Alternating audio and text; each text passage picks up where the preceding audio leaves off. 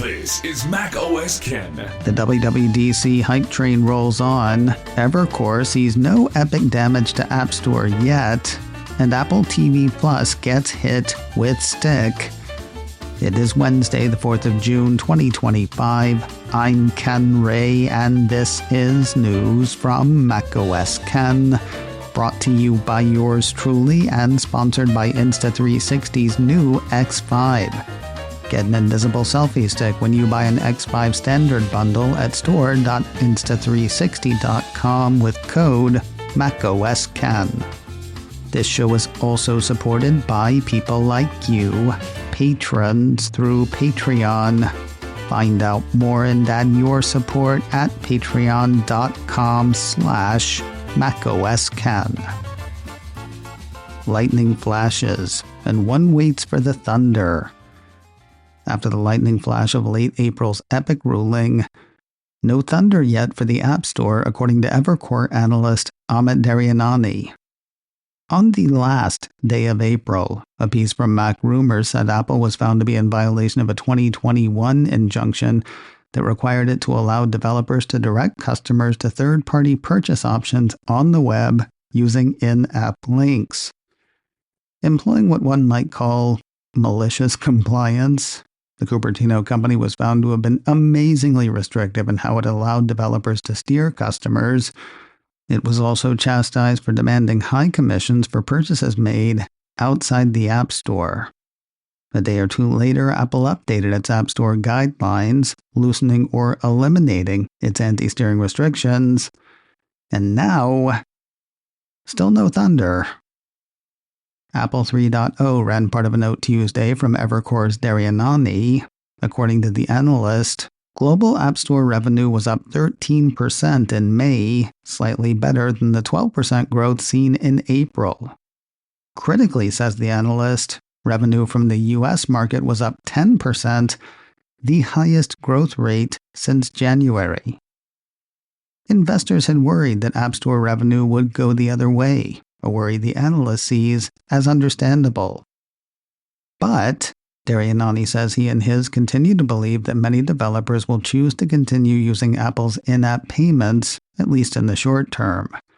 The App Store data for May seems to support this thesis and, if nothing else, shows developers will take things slowly and cautiously rather than all rushing for the App Store exits. Of course, the June data will be more telling, but it won't say what it's going to say for another month. If things don't slow down in the next 26 days, though, services growth should stay in the double digits, according to the analyst. Mr. Daryanani has an outperform rating on Apple shares. His price target on the shares is $250. Apple's continuing to pump up the WWDC jams and pump up developers as well. Starting with those guys and gals. You know, the ones to whom the developer conference is aimed. The Cupertino company announced this year's Apple Design Award winners yesterday. Apple Insider wrote up the announcement, which has cut the categories by one. Spatial computing, introduced in 2024, was nixed for the 2025 awards. Still, 6 more chances to win. Well, 12 actually. Each category gets a standard app winner and a winner specifically for games. Running quickly through the winners, Capwords won Best App in the Delight and Fun category, while Balatro took Best Game. For the category Innovation, it was Play for Best App and PBJ the Musical for Best Game. Taobao took Best App under Interaction, with Dredge taking Best Game. For inclusivity, the Best App Award went to Speechify, with Best Game going to Art of Fauna. Watch Duty won Best App for Social Impact, with Neva winning Best Game. And finally, for visuals and graphics, it was Feather Draw in 3D for Best App, and Infinity Nikki for Best Game. Congratulations to the winners. Now get out on the floor and show them what you got. I had said that Apple was pumping up the WWDC jams. Mac Rumors says the company has dropped a Developer Conference 2025 playlist with 1 hour of summer sounds. Artists in the mix include Charlie XCX, Lorde, Ed Sheeran, and lots of artists I've never heard of. Close to an hour of them. Called WWDC 25 Hello.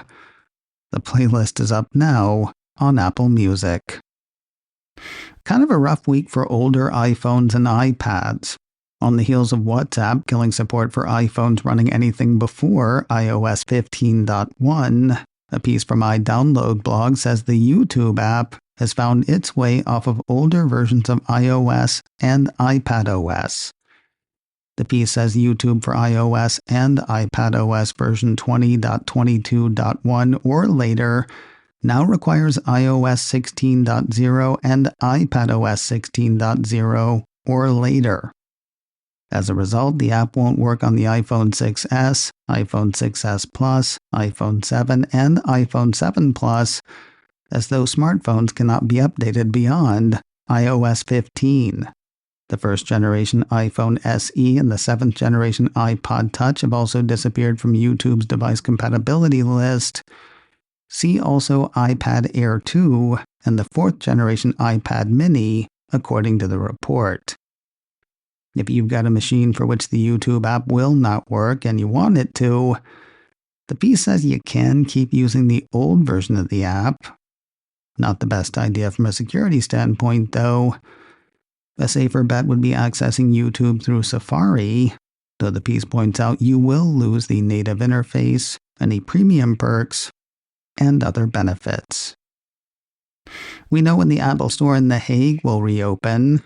We had heard last week that Apple's flagship store in the Netherlands was closing for renovation.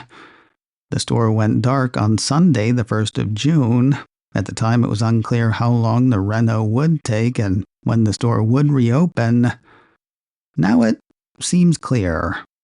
A piece from Mac Rumor says Apple Den Haag will reopen on Thursday, the 14th of August. More news in a moment, but first a word from today's sponsor, Insta360, and their new 360-degree camera, X5. Used to be that dropping your camera in water was the end of the line for that camera. With X5, could be the start of some amazing shooting. The action-oriented X5 lets you go deeper than any Insta360 before. Its waterproof rating lets it travel down 15 meters, that is 49 feet, without a dive housing. And what it comes up with is stellar. Larger sensors deliver Insta360's best 8K 360-degree video yet. You're catching everything, so you can shoot first and frame later, all with exceptional image quality. The lenses are stronger, the sound is better. The X5 takes capturing 360-degree video to new heights or depths.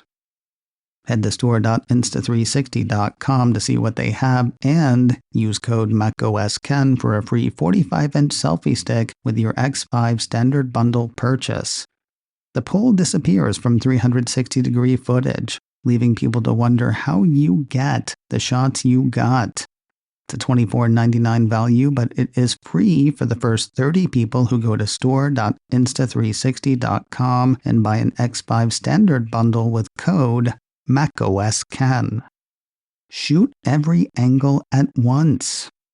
Get your free invisible selfie stick when you buy an X5 standard bundle with code MacOSKen. Don't forget that code MacOSKen at store.insta360.com. Sunday Night Soccer may not be the only Sunday night game on Apple TV Plus next year. Sports Business Journal says Major League Baseball may be looking to land Sunday night games with Apple. Story's a bit confusing and unsourced, but, well, here it is. ESPN is apparently giving up its baseball coverage. NBC is said to be eyeing that package, though Major League Baseball is apparently thinking, why take less for games that will only broadcast in the US when digital native platforms like Apple might pay more for worldwide rights for a few games. MLB knows Apple can handle a night of baseball since it already does. The Cupertino streamer carries a Friday night doubleheader, a deal that's set to be in place through 2028. It's kind of odd that Apple might have both Sunday night soccer and Sunday night baseball to offer. Then again, having more than one option for more than one kind of fan isn't silly.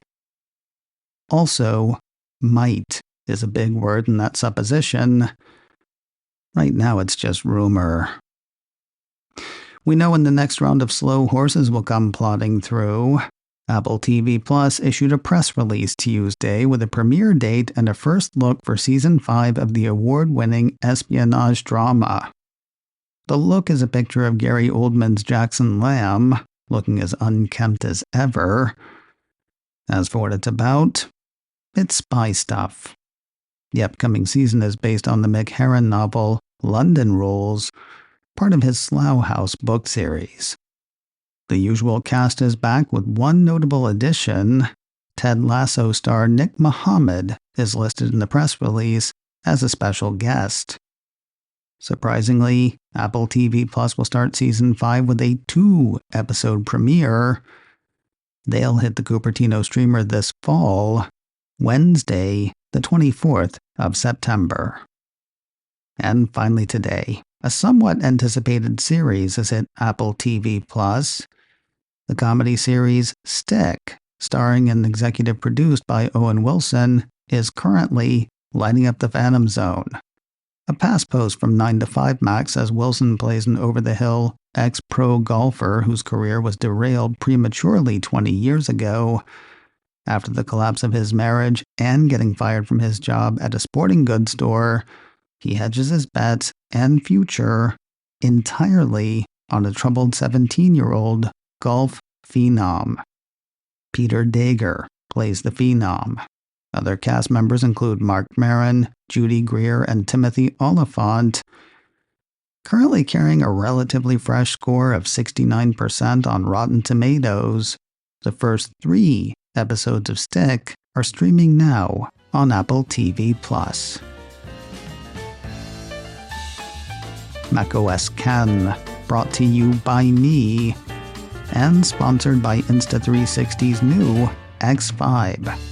Get an invisible selfie stick when you buy an X5 standard bundle at store.insta360.com with code macOSKen. This show is also supported by people like you, patrons through Patreon.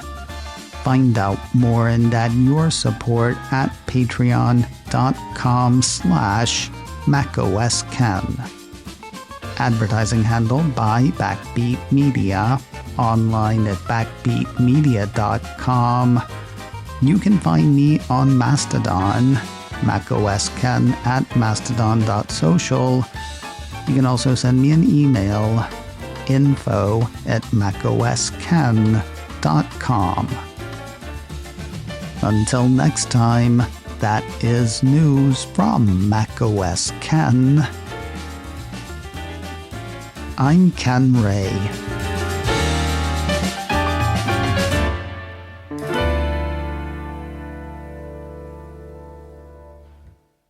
Leonard likes this post.